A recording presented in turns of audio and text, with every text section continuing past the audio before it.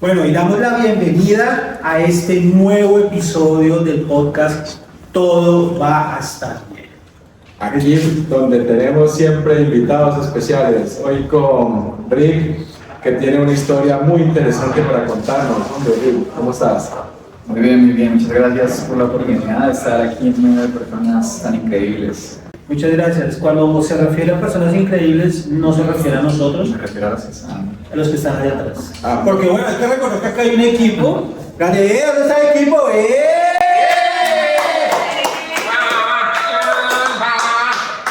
Esto lo estamos haciendo de corazón y amor y cada vez hay más personas involucradas. Y hasta el capítulo anterior, cuando estábamos grabando, precisamente Rick nos acompañó, nos apoyó en algunas cosas y nos pareció importante que compartiera un poco de lo que es su historia, de todo ese proceso de transformación que ha tenido. Entonces, pues bueno, súper bienvenido, Rick. Y bueno, cuéntanos un poquito, háblanos de tu infancia, cómo fue tu infancia, ¿siempre estuviste aquí o de dónde eres? Háblanos un poquito de tu niñez. Bueno, tengo mi familia dividida. Una parte de ella está en la ciudad de Pasto, en Nariño, y la otra parte está en el Tolima, la parte de mi madre. Cuando nací muy pequeño me fui para la ciudad de Pasto, allí crecí prácticamente. Toda mi infancia fue ahí alrededor de mi familia y crecí en un entorno, pues, mi familia era muy comercial, tenía locales en San Andresitos, entonces eso también de pronto es parte de las raíces de las cosas que se fueron reflejando a medida que fui creciendo. cuando tú dices comercial y locales en San Andresito, ¿te refieres aquí en la ciudad de Cali o en qué ciudad? No, en la ciudad de Pasto toda mi familia era como muy de San Andresito, de tener locales, de electrodomésticos, entonces yo crecí como en ese entorno de compra, de proveedores, venta y todo eso. Siempre mucho movimiento, comercio, que venga, que llame, que mercancía. ¿Y siempre te gustó eso? Pues me imagino que fue lo que viste, es un referente. Pues curiosamente crecí viendo eso, sin embargo mis decisiones después se fueron basando mucho en lo que ve como convencional, como lo común o lo que se supone que debemos hacer, que es seguir una carrera, estudiar normal y pues estudié en la universidad.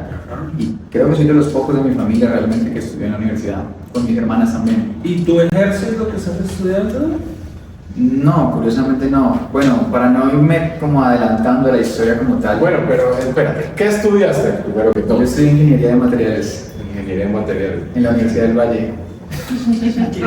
La gente llega y me digo que estudié ingeniería de materiales en la Universidad del Valle y me dice, ay, o sea que tú eres inteligente. Y yo, ok. También, No creo porque estudió esa carrera. también cogías a boca. No, estuve en medio de los tropeles, claro que sí. Pero Pero bien. nunca me involucré porque desde adentro conocí realmente cómo se movía eso. Sí. Y me di cuenta de muchas cosas que de pronto en el momento era muy joven, no entendía, pero ahorita las entiendo un poco más y de pronto hay muchas cosas que yo no comparto, entonces. Ok, entonces siempre hubo mucho comercio, por lo que escuchamos, muy familiar el tema, o sea, siempre estuviste rodeado de tu familia, tus papás, muy unidos siempre. Sí, curiosamente, pues a lo largo del podcast vamos a ver que igual hay una historia fuerte, hay turbulencias a través de mi vida, pero curiosamente, normalmente uno ve que los traumas empiezan con una niñez como inestable, como que padres separados, como que hogares disfuncionales. Y en este caso, el hogar de mi familia era muy unido, había siempre mucho amor, nunca nos faltó nada, siempre hubo techo, siempre hubo comida, siempre hubo comodidades. Entonces es curioso, ¿no? Porque no siempre la niñez tiene que ser como con ese tipo de cosas para que ocurran situaciones que salen de lo normal. Podríamos decir una familia normal, Una familia funcional. funcional, perfecto. Y digamos que es como el ideal, ¿no? Como que papá, mamá, hijos bien, económicamente estables, se le puede dar estudio, hay un techo, pero tú dices algo muy interesante, y es que eso no garantizó que existieran ciertas turbulencias. ¿Qué pasó en tu vida? Desde muy pequeño mi papá siempre tuvo esa visión de que yo estudiara, de que yo fuese, que la única forma de ser alguien en la vida era estudiando y siendo el mejor estudiando, estudiar una carrera profesional y bueno, salir adelante de esta forma. Entonces él siempre puso mucha fuerza en que yo tuviera los mejores resultados. eso ocasionó en mí que yo buscara siempre adaptarme en los colegios y siempre como que buscara tratar de sobresalir y de demostrar, pero yo siento que en ese momento, ahorita lo veo de esta manera, en ese momento hubo mucha falta de amor en mi vida, a pesar de que mi hogar era funcional, veo yo que hubo mucha falta de amor. O sea, había mucha rigidez y llevándolo al objetivo y que tiene como sea lograrlo. Sí, no igual, no así con esa presión como lo muestras, pero yo sí sentía que tenía esa responsabilidad de responderle a mi padre. Okay.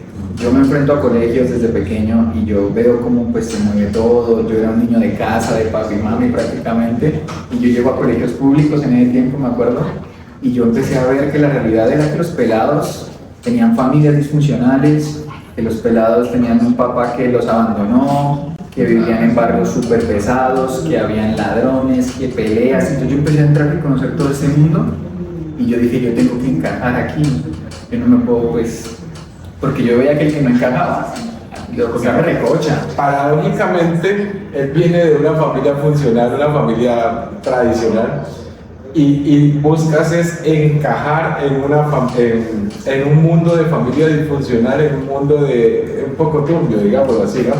Para que lo vean como el rarito, como el que está bien todo mal, y él es el que es rarito.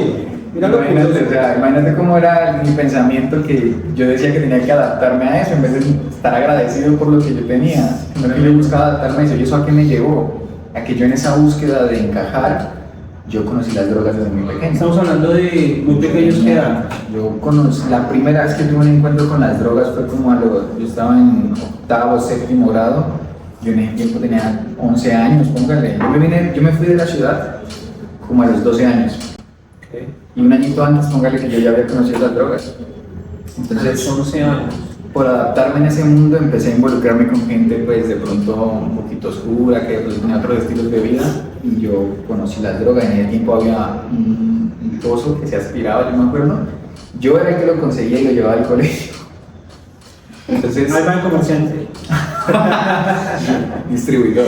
¿Y ese coso que se aspiraba era un alucinógeno como tal o qué?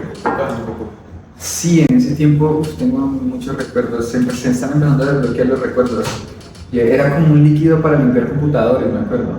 Okay, Lo sí. compraba en un lugar de esos de químicos y se ponía en el saco y lo aspiraba uno y eso solo mareaba, lo ponía todo loco. Me acuerdo que una vez no había clases y yo estaba en el salón y me dijeron, si lo aspiras con una bolsa, es más potente. Y yo, bueno, me cámole. Vamos, Yo siempre con he sido toda. así. Y más con ese mundo yo he sido así muy... Creo que no sé cómo se llama ese líquido, creo que es Duster o algo así. No recuerdo el nombre. Por ahí ¿Cómo se da? Mi muchacho sabe cosas. No, lo escuché alguna vez por ahí, no era de mi. Eran otros, eso eran otros. Yo en ese momento pues con mucha inocencia, pero no me había dado cuenta que estaba abriendo una puerta que más adelante y muchos años después iba a convertirse en algo más fuerte en mi vida.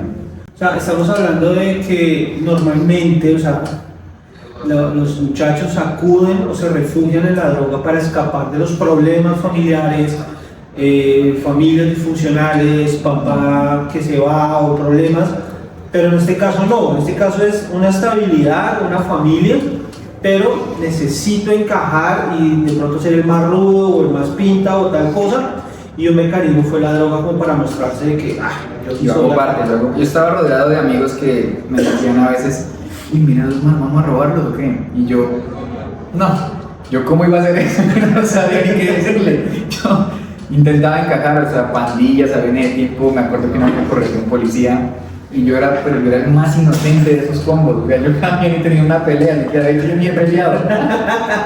Entonces yo como que fingía encajar en ese mundo, y ser algo ahí. Y eso curiosamente me lleva como al primer punto de inflexión en mi vida. Una vez mi papá me dieron unas cosas a guardarlas, era una droga, era un moño de marihuana. No sabía ni siquiera qué era eso para empezar. Lo guardé y me lo llevé para la casa y en la casa lo destapé y miré qué era y mi papá justico bajó. Uf, preciso. Y en ese momento yo llego y ¡prá! Tiro eso por allá, todo asustado y claro, no, pues él se dio cuenta, mi papá es militar y de operaciones psicológicas de la... No puedo con otro papá. No hubo forma ahí. Y él se da cuenta que era eso. No, eso fue la mayor decepción de su vida. Yo soy el único hijo hombre de mi papá, en el anterior matrimonio tuvo 3 hijas, todas son mujeres, pero yo fui justo en el último matrimonio el único hijo hombre. Entonces yo sé que él pone mucha fe y mucha esperanza en mí. Yo sentía mucha carga, ¿no? Que le salió traficante con el mano. No, y sale dizque con drogas. Yo nunca había visto a mi papá llorar. Ese día fue la primera vez que yo vi a mi papá llorar, de muchas más que después lo vi por mi culpa. Pues en ese entonces, ¿Qué edad tienes tú, Diego? yo tengo 27 años. 27 años. ¿Esto a qué edad pasa? ¿O a qué edad sucede esto? Yo tenía por ahí unos 12 años de cálculo más o menos, aproximadamente. O sea, Era muy llevas- chiquito. Yo a veces veo niños de 10 años, de 12 años, y yo digo, yo a esa edad, ¿por qué estás haciendo tantas cosas? O sea, una locura. O sea, eso fue hace 15 años. Sí, O aproximadamente. sea, lleva 15 años en el AMPA. Llegó a todo, va a estar bien para rehabilitarlo. O sea, son Ok. 12 años. Sí, aquí hay un testimonio. Pues yo hoy en día yo me doy cuenta por qué atravesé todo ese tipo de situaciones en mi vida.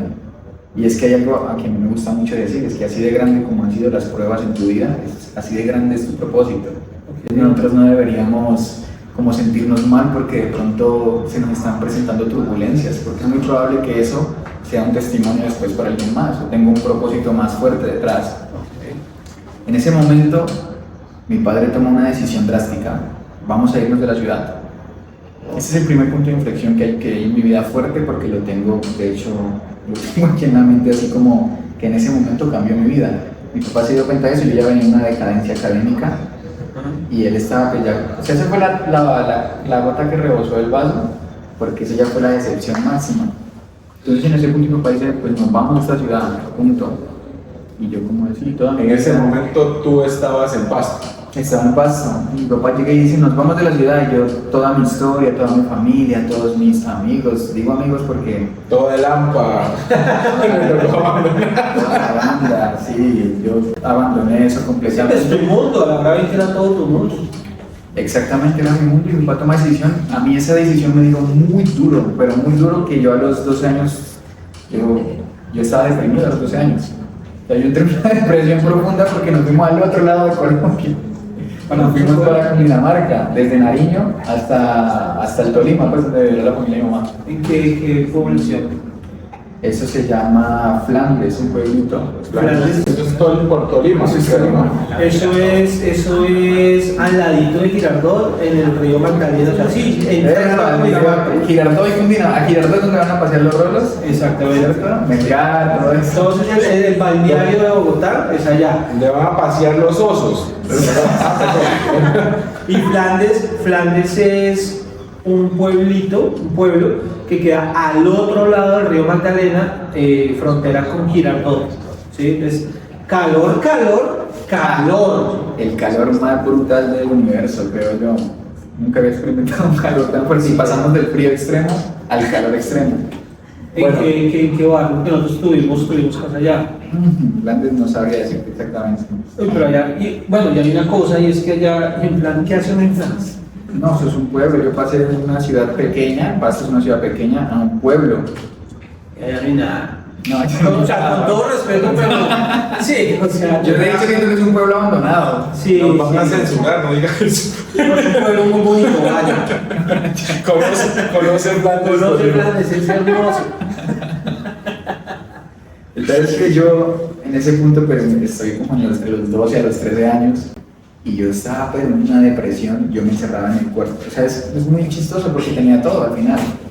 Y mis padres estaban ahí y todo, y ellos en esa búsqueda constante de complacerme también, de que yo esté bien. Y yo era encerrado y yo lloraba desconsolado en mi cuarto todo el tiempo. No le hallaba vida, no hallaba nada, no hallaba propósito, no hallaba sentido de nada absolutamente en ese momento. 12, 13 años. Entraste, podríamos decir, en una especie de depresión. Sí, no lo reconocí en ese momento, no me imagino un niño de 13 años deprimido, pero pues ese era como el panorama, esa era la imagen en ese momento. Entonces, en ese pueblo, ninguno de los tres aguantó mucho tiempo. Ah, bueno. Aguantamos como 4 meses. Tu papá también se deprimió. No, pues nos deprimimos todos, nos deprimimos y nos secamos del calor. No, eso ya no. Pero bueno, contextualicemos un poco del testimonio de nuestro invitado de hoy. Él tiene un llamado, tú tienes un llamado por ahí, ¿verdad? Cuéntanos un poco de ese llamado, por qué y cómo nos llegamos hasta acá. Bueno, sí, porque llegamos a este punto. Todavía me cuesta como, como aceptarlo, como recibirlo realmente, pero ha sido algo que no ha venido de mi parte, sino que ha venido de los demás, que lo han visto, no sé, y cada vez se ha ido despertando poco a poco. Y desde que pues, yo tengo ese encuentro con Jesucristo, me involucro en una organización cristocéntrica, empiezo a conocer más sobre la palabra, pues se empieza como a despertar esas ganas de hablar de Dios, de mostrarle al mundo esa transformación que se puede lograr cuando conoces realmente a Jesucristo y de lo maravilloso que es hablar de Él. Literalmente eso siento que ha transformado, eso es lo que más ha transformado mi vida. Entonces muchos dicen que hay un llamado pastoral, yo no sé en qué momento eso va a hacerse ya pues palpable en este plano, pero creo que lo habíamos hablado en algún momento, ¿no?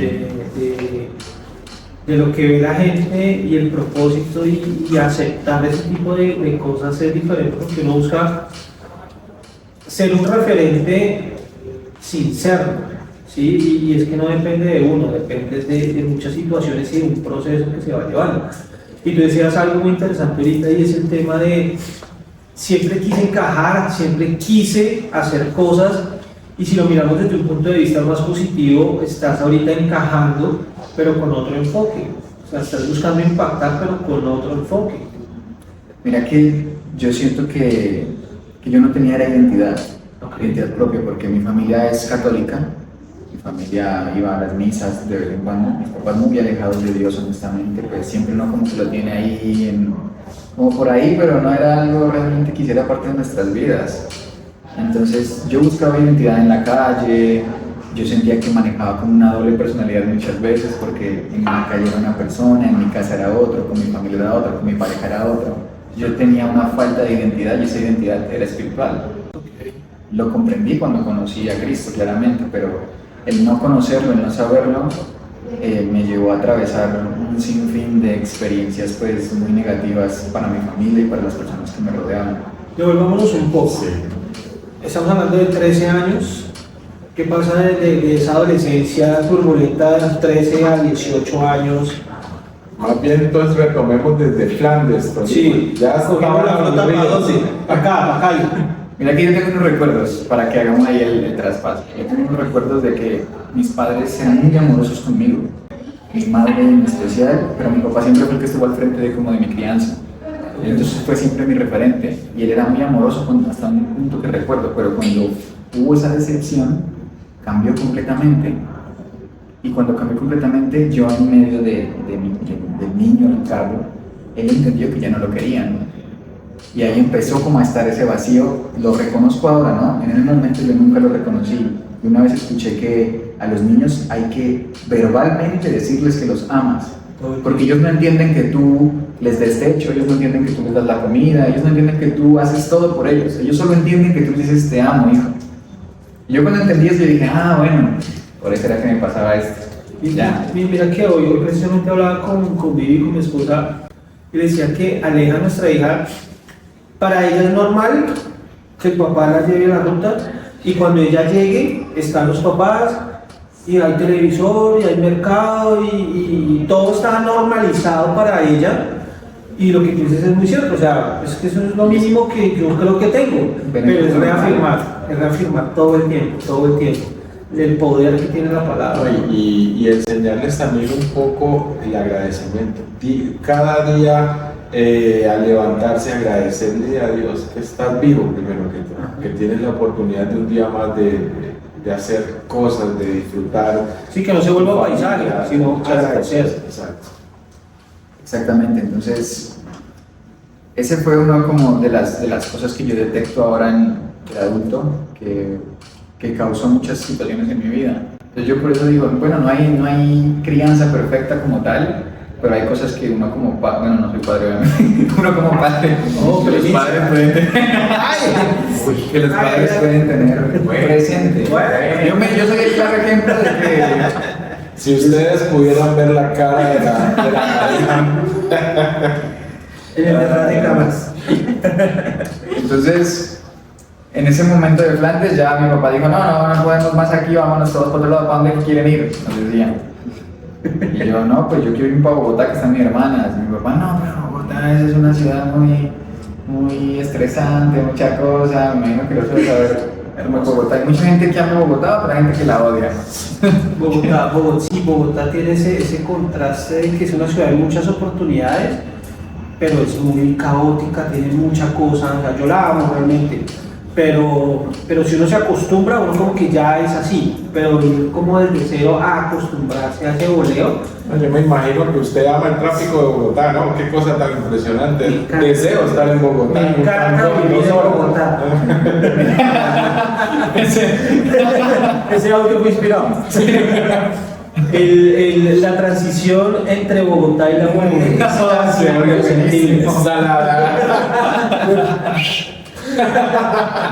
Sí, o sea, uno ya normaliza y se acostumbra, pero sí es diferente. Bogotá sí es diferente, muy diferente.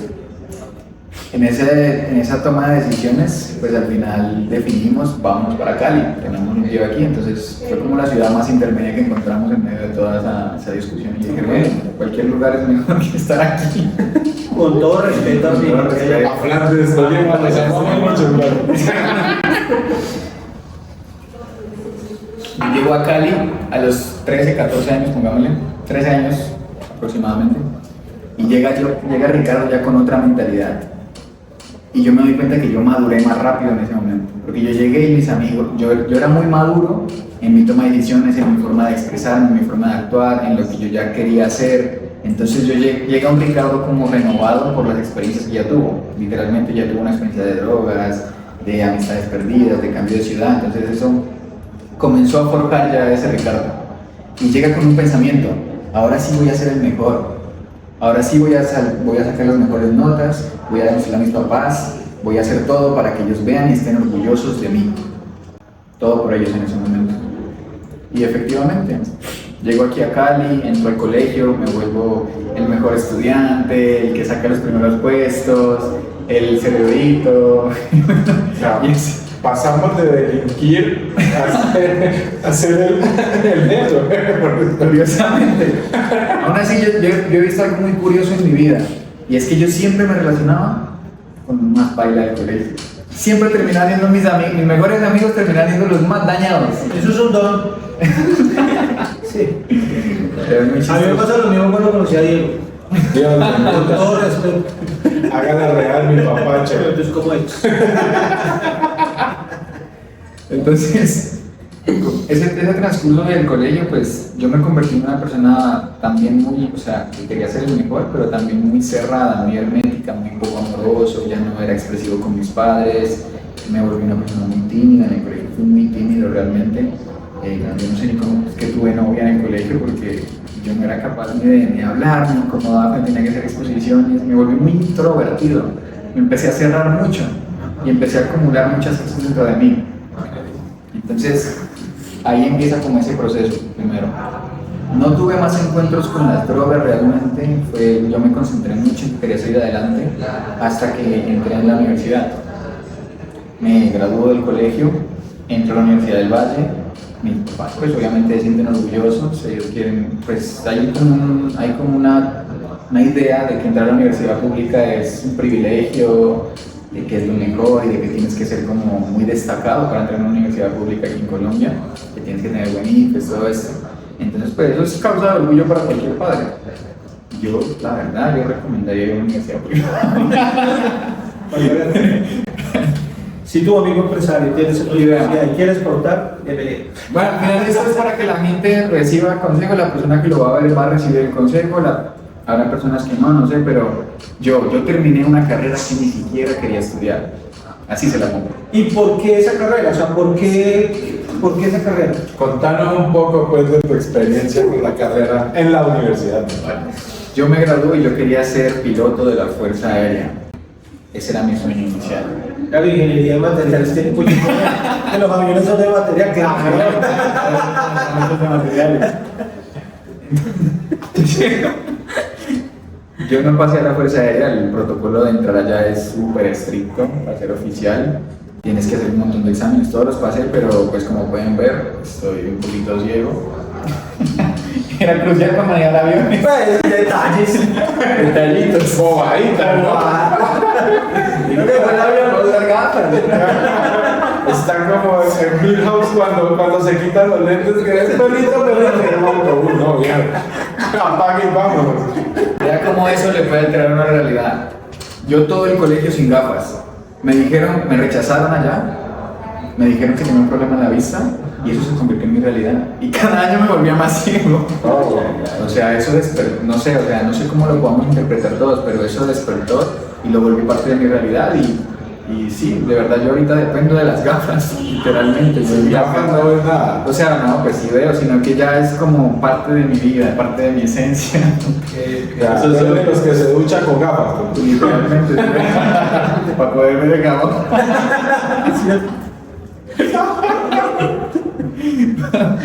Entonces, yo entré a la universidad pública porque obviamente me rechazaron. Me lo imaginé, en Guatemala. Me rechazaron. Yo no llegué hasta allá, pero. No, yo sí. Pero bueno. Fui rechazado en la Fuerza Aérea y eso hizo que entrara a la universidad. La primera opción era la pública, luego estaban otras universidades ahí en el camino. Y comenzó ya esta nueva etapa de Ricardo. El académico, el que estudia. ¿Por qué estudié una carrera que no quería? Bueno, para empezar no sabía ni siquiera qué iba a estudiar, no sabía ni qué hacer con mi vida, honestamente. Pero dice, bueno, soy bueno en matemáticas, entonces me voy por Yo ingeniería. dije, pues la creencia de mi papá era que yo tenía que estudiar, sí o sí.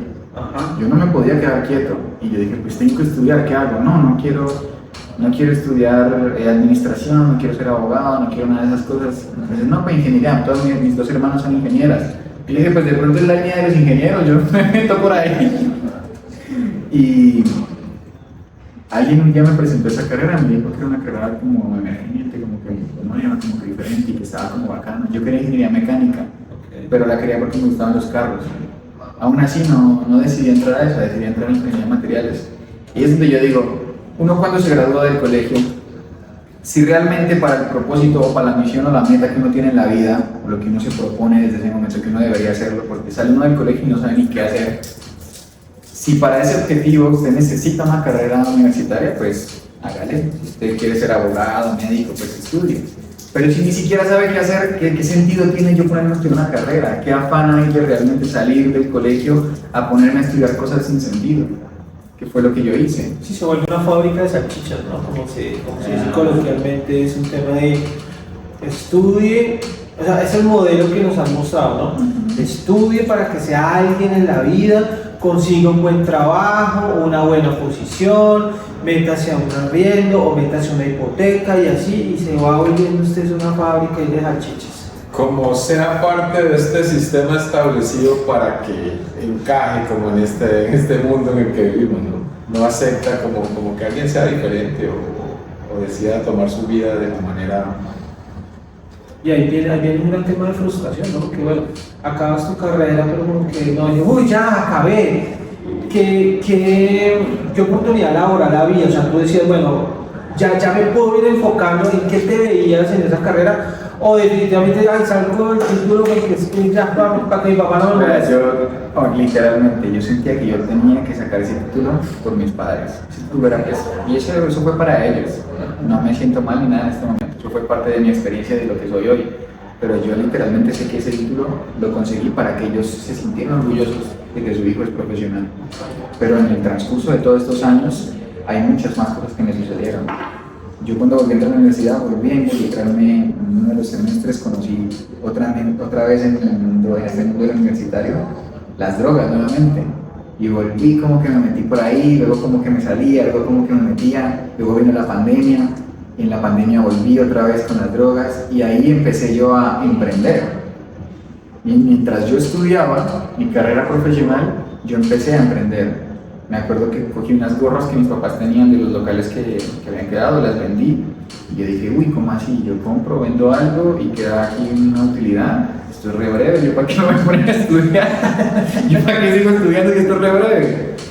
Y así luego, Sacaste algo de tus padres, que fue el ser comerciante, ¿no? sí, de hecho no sé por qué no incentivaron desde siempre esa chispa. Lo que pasa es que en el mundo del emprendimiento, que pues aquí todos somos emprendedores, a veces no es tan fácil. Entonces pienso yo que de pronto tus papás decían, uy, no, o sea, váyanse a lo fijo, porque a veces emprender, no, pues hoy no fue bien, pero mañana no. En cambio, si usted es ingeniero, está en una multinacional, sí o sí el 15 y el 30 tiene su billete. Entonces de pronto, como para que no sufra mi muchacho, le vendieron seguridad, y está bien. Digamos que somos o nuestros papás son como esa generación de que ojalá esté siempre en una misma empresa y dar tranquilidad, seguridad. Y es muy chistoso porque yo siempre sentía que mi propósito era inspirar a las personas. Era poder inspirar a través de mis experiencias, a través de... Yo siempre he querido como hablarle a la gente, poder ayudar, poder como que ayudar a las personas de algún modo u otro, hablando. Y no, o sea, yo decía desde la parte de ingeniería, ¿cómo yo voy a hacer esto? No me veía por esa línea. Pero al mismo tiempo que yo estudiaba una carrera, como les digo, comencé a emprender y también comencé a coger un poquito de billete de plata. Entonces comencé a hacer mesas de ping-pong en el Make money. Exacto. Comencé a hacer dinero, pues poquito, pero para alguien que no tiene gastos y puede hacer lo que quiera con eso, pues chévere. Y me comencé a involucrar en el mundo nocturno, en la rumbita, pues ya tenía para salir a fiestear, a trina, a meterle. Entonces estaba yo estudiando mi carrera universitaria y al mismo tiempo comencé a conocer un mundo nuevo, un mundo de mucha dopamina, de mucha cosa chévere, de mucha emoción, de mujeres, de amistades.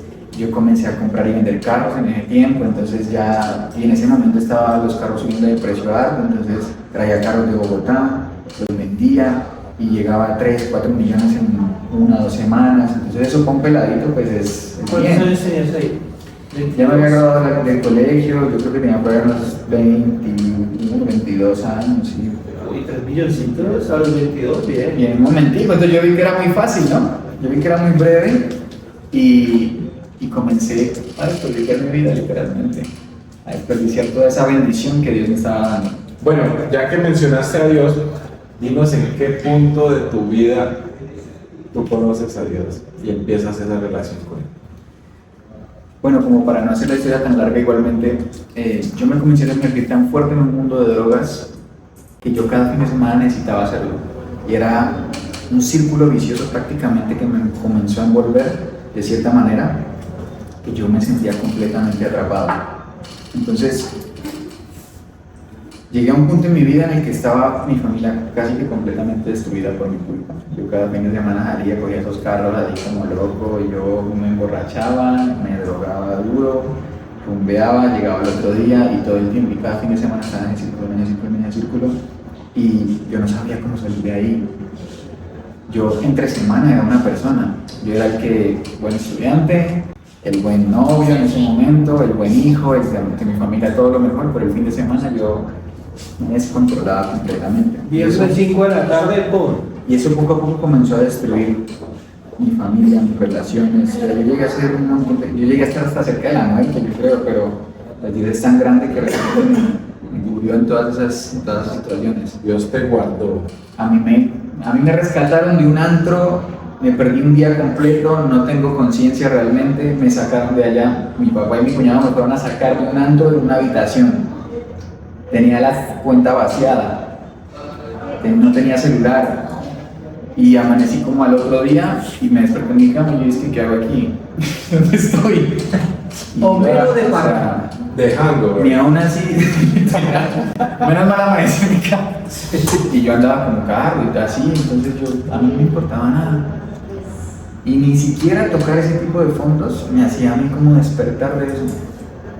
Hasta que llega un punto en el que yo llego a una conferencia y escucho que alguien me habla de Cristo. Yo siempre muy alejado, muy alejado de todo eso, nunca he creído en eso, siempre he sido escéptico, estudié ingeniería toda mi vida, entonces para mí todo tenía que ser comprobado. Mucha lógica. Mucha cosa, entonces para mí Dios no era parte de mi vida, no existía en ese momento. Llega una persona y yo estaba en esa búsqueda como de querer salir, en esa búsqueda de salir de ese círculo, pero no hallaba la forma libros, crecimiento, desarrollo personal, familia destruida, psicólogos. No había forma en que yo fuera sano, en que yo saliera de eso. No encontraba la manera por más que la buscara. Y tenía ganas de salir, pero no lo lograba. Un día una persona me habla de Cristo en una reunión que ni siquiera era, es que principios espirituales para el éxito personal. Y yo llego y me hablaron de Cristo. Me lo gancho. Y yo, uy, ¿qué es esto? ¿Cómo así? Y me quedó como una chispita ahí. Al otro día se me presenta. Yo tenía ya alerta roja en mi casa, y con todos. Y al otro día se pone la oportunidad patentica para que yo vuelva y la haga, después de haber escuchado de Cristo. Y caigo. Y cuando toco ese fondo, que ese día yo ya dije, yo ya no sé qué hacer con mi vida, no hay forma de que yo pueda salir de esto. Yo soy un desperdicio de vida, o sea, yo ya sentía que no había forma. Yo creo que ahí puede ser una puerta para pensamientos hasta suicidas. Yo sentía que yo no era merecedor de nada en ese momento, yo sentía que no merecía el amor de mi familia, el amor de las personas, yo sentía que me tenía que echar y tirarme a mí para la calle. Y en ese punto yo dije, yo ya no sé qué hacer, yo ya suelto todo esto y no puedo más, siento que ya, este es el fin. Podríamos decir que ese es el punto que permite Dios al que lleguemos para reconocer que es Él quien puede ayudarnos, ¿no? Para depender de Él. Y curiosamente no sabía que Él era la puerta, ¿no? Que ese ya era el fondo hasta el que me había permitido llegar Dios para decirme, bueno, papito, listo, ahora sí, en medio de ese caos que yo tenía en mi vida, ahí es donde comienza ese propósito, ahí es donde todo empieza a nacer. Y ahí es donde a la siguiente semana yo digo, voy a volver de esta máquina de esa vuelta de Jesús y todo eso. Y llego y le digo, pues, ¿yo cómo hago para conectar con Dios? ¿Qué es esto? Y comienzo a leer la palabra, comienzo a leer el Evangelio de Juan, y comienzo a ver cómo Jesucristo nos ama, todo lo que hizo por nosotros. Yo leía la palabra y decía, uy, ¿cómo así? Yo me imaginaba a este man ahí, a los escribas, hablándoles y diciéndole todas las cosas que decía y contando las historias, y yo me empecé a enamorar de Cristo, literal. ¿En qué edad? Perdóname, ¿a unos cuántos años? No, eso fue hace 2 años. Bueno, ahorita que empezó Trigo prácticamente, eso fue hace 1 año y medio aproximadamente. Ahí quita Cristo el velo de tu rostro. Exacto, y entonces yo empezaba a ver y yo leía la palabra y decía, ya entiendo. Entonces todo ese vacío que yo tenía y que yo buscaba llenar en la calle, con las drogas, con sustancias, era esa falta de identidad espiritual. Lo que hacía falta en mi vida era eso. Y cuando llega Cristo, le empieza a llenar todos los vacíos, empieza a llenar todos esos huecos, empieza a suplir todo ese amor, me lo empieza a dar. Y claro, cuando me da ese amor, yo me doy cuenta que yo soy merecedor de una buena vida, soy merecedor de las cosas grandes, de las bendiciones que Dios tiene. Yo me doy cuenta de que yo soy perdonado. Y eso era esa palabra que acabo de decirte es crucial para todo este proceso.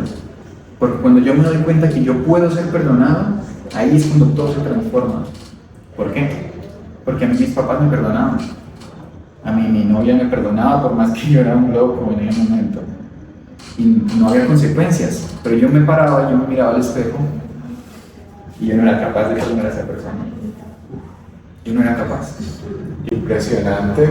Pero aquí es donde vemos la parte que más nos gusta de este podcast, ¿no? Que es donde todo va a estar bien. Y me recuerda esa película, esa pequeña parte de mi vida se llama Felicidad, que es cuando conocemos a Cristo, ¿verdad? Literalmente Jesucristo transforma, cambia vidas. La verdad es que literalmente la palabra lo dice, es el camino, la verdad y la vida. Y cuando conocemos a Jesús es que hay una verdadera libertad en nuestra vida. Y eso fue lo que yo encontré cuando conocí a Jesucristo. Y me comencé a obsesionarme literalmente. O sea, tal nivel que yo... O sea, es impresionante. Mi madre tiene también un testimonio de mi vida. Porque es que una madre, imagínense una madre cómo sufre de ver un hijo que se está descarriando, que se está perdiendo. Y proporcionándote un hogar bien, o sea, que no hay excusas. Y mira, o sea, eso no garantiza nada, ¿no? Tremendo. O sea, Dios impacta al que Él quiere, como sea, rico, pobre, de todo. Y en el tiempo y en la manera que Él quiere. Sí, es verdad. Pero bueno, aquí tenemos otra historia más en la cual ustedes pueden encontrar dónde apoyarse, cómo Cristo cambia una vida. Ya nuestros... ¿Qué episodio vamos? Recuérdame, compañero. Este es el episodio número 5. Número 5. Mira cuántas historias hemos traído y creo que tú vas a salir impactado después de escuchar cada testimonio. Es importante que en los comentarios nos escriban. Es muy importante. Eso es un ejercicio que estamos haciendo para impactar personas. Ustedes también compartan este tipo de contenido si se sienten identificados, si etiqueten a esa persona que consideran esto le puede servir. Tenemos diferentes testimonios y si ustedes quieren también participar, nos escriben y son súper bienvenidos también. Alejo, Rick, muchas gracias por un rato maravilloso y como les decía, todo va a estar bien. Todo va a estar bien. Todo va a estar bien. No entendí lo que me dijo.